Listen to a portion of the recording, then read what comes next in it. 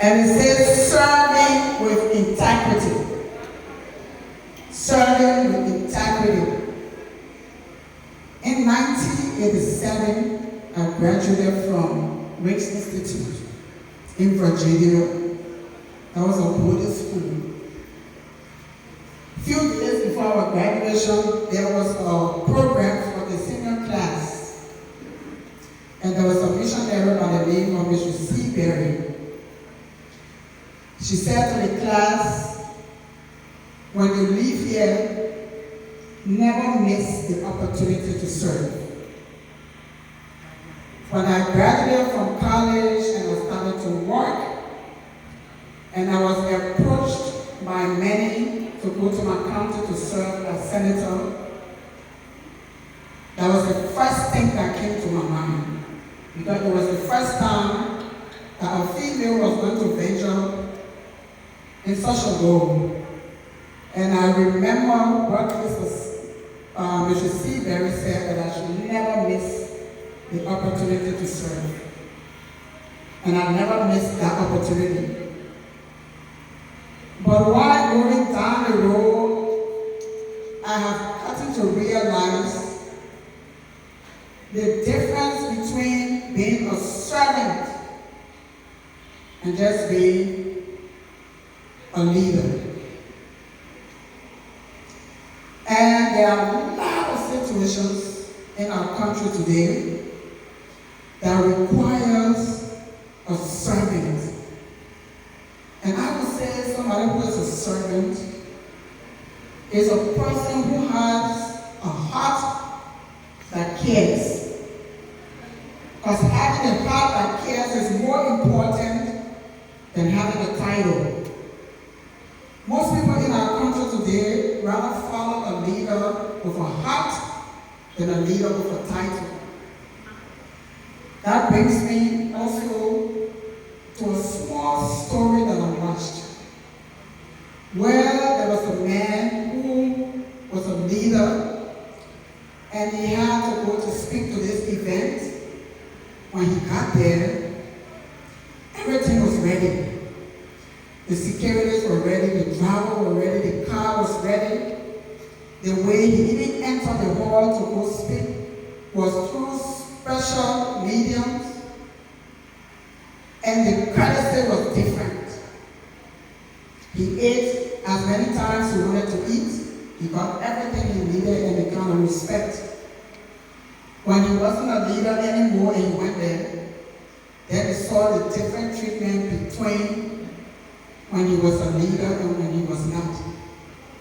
Then he realized that that courtesy was not for him, but it was for the title. So it is important that we look for leaders who care and who have the heart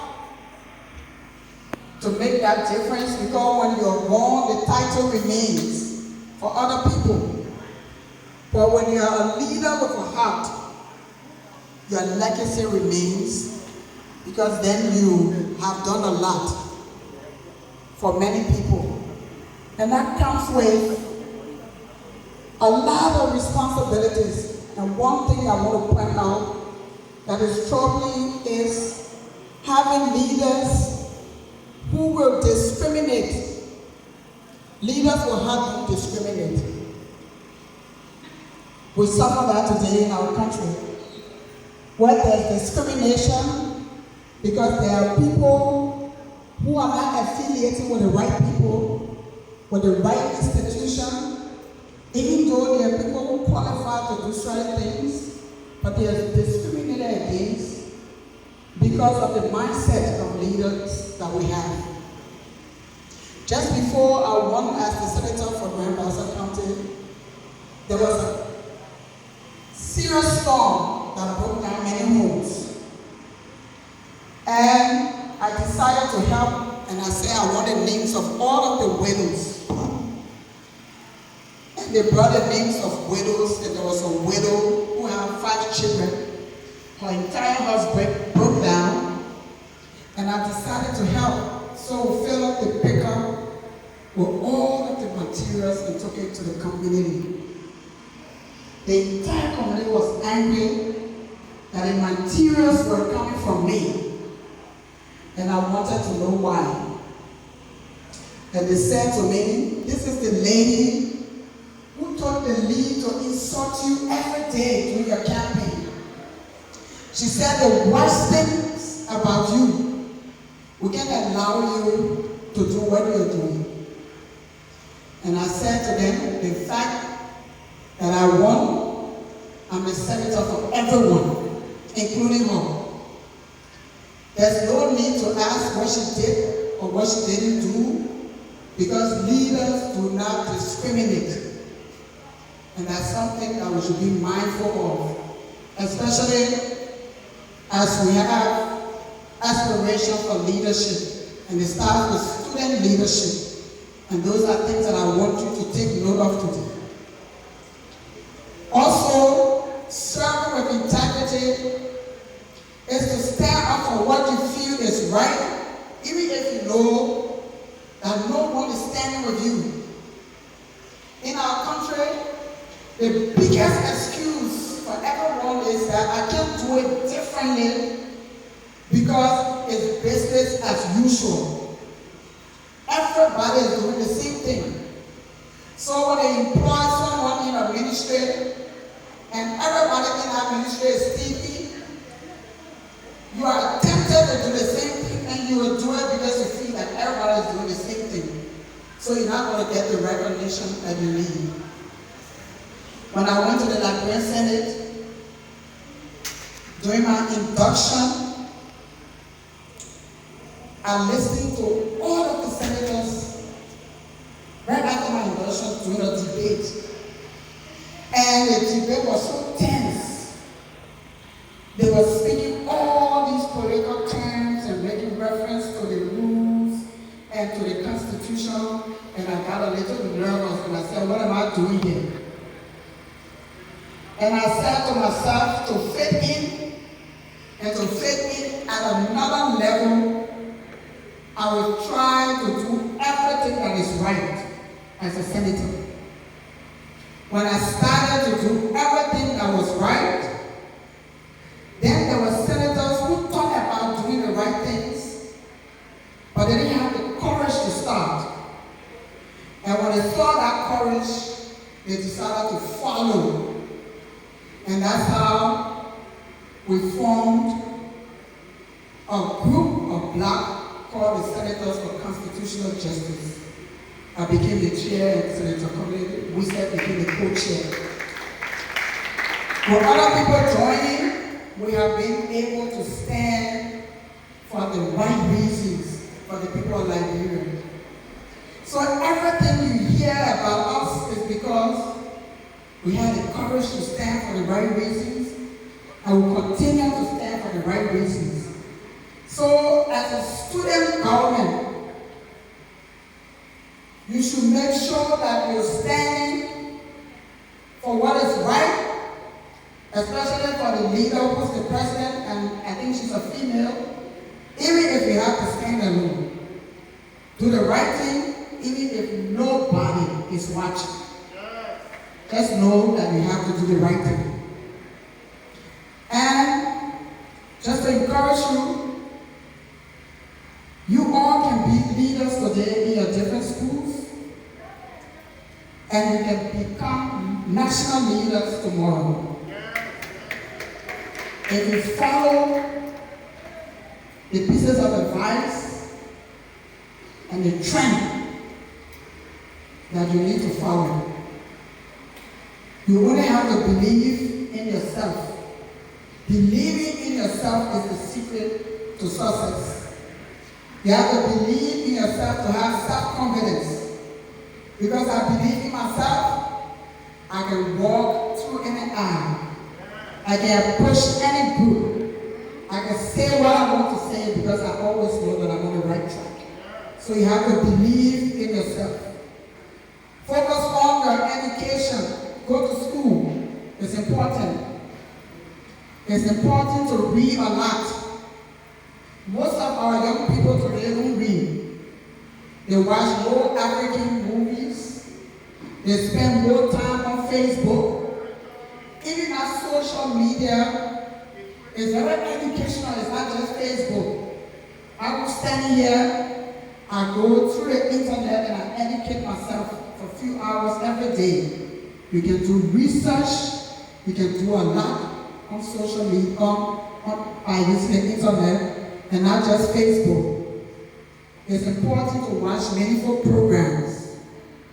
It's important to listen more and learn.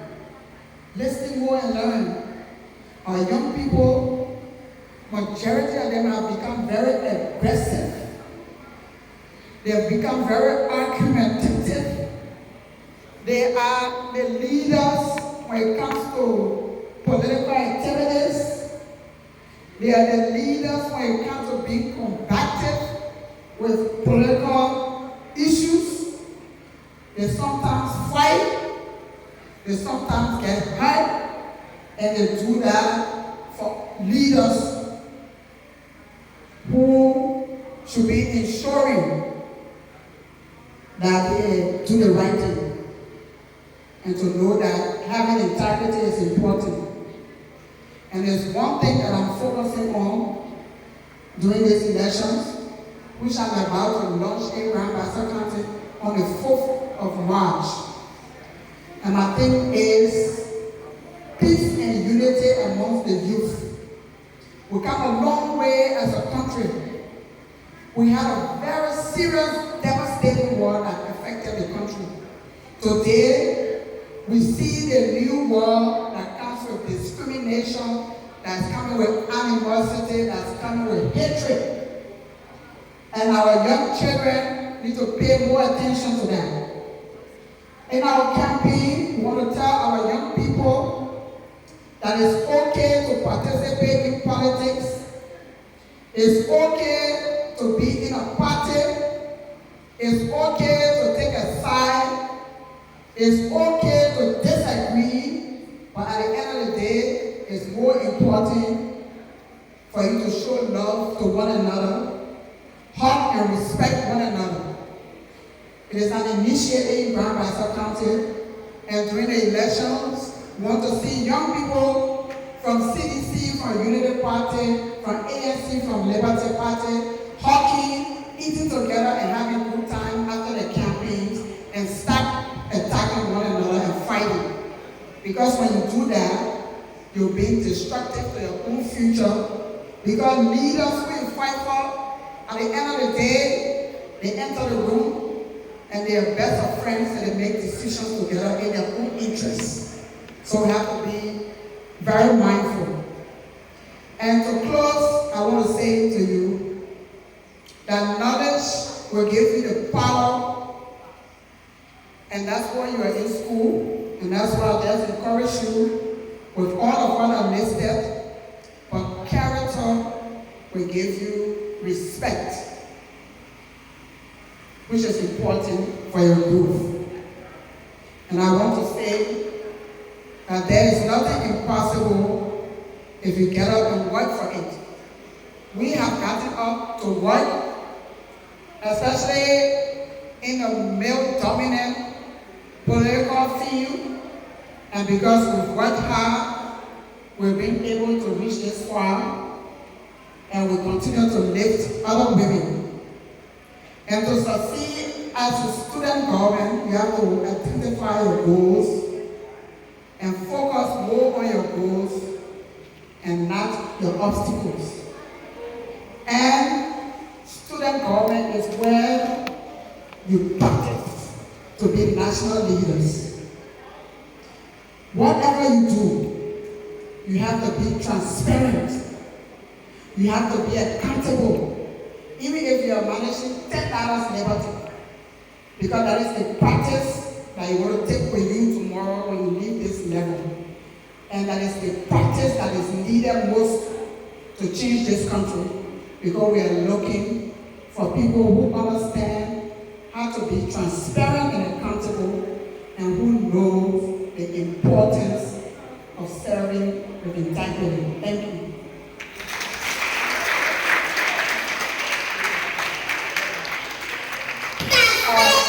Before I sit down, I might not have the chance to speak again. I know there was a rally here to help the student government. I came here to give 50,000 for year's time punishment. Huh? Because the student government was not there.